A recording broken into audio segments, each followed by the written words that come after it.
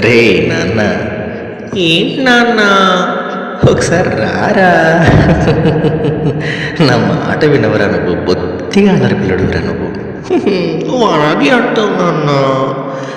రా, దేవుని మాట ఎలా ఉంటుందో చెప్తుంది. రా నాన్న, దా, నా బుజ్జి కదా, దా. నాన్న, దేవుని మాట ఎలా ఉంటుందంటే, యెహోవా నియమించిన ధర్మశాస్త్రము యథార్థమైనది, ప్రాణాన్ని తెప్పట్ల చేస్తుంది. యెహోవా శాసనం నమ్మదగినది, బుద్ధిహీనులకు జ్ఞానం పుట్టిస్తుంది. యెహోవా ఉపదేశములు నిర్దోషమైనవి, హృదయాన్ని సంతోషపరుస్తాయి. యెహోవా ఏర్పరిచిన ధర్మముందే నిర్మలమైనది, కన్నులకు వెలుగిస్తుంది. యెహోవా ఎంతైన భయం పవిత్రమైంది, నిత్యము నిలుస్తుంది. యెహోవా న్యాయవిధులున్నాయే సత్యమైనవి, న్యాయమైనవి. బంగారం కంటే, మేలిమి బంగారం కంటే కూడా కోరదగినవి నాన్న.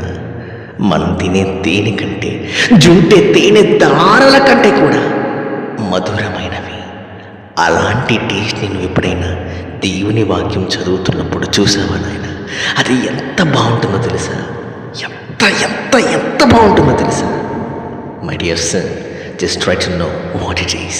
Ask God, please make me know the taste of the word of God. Okay? Okay.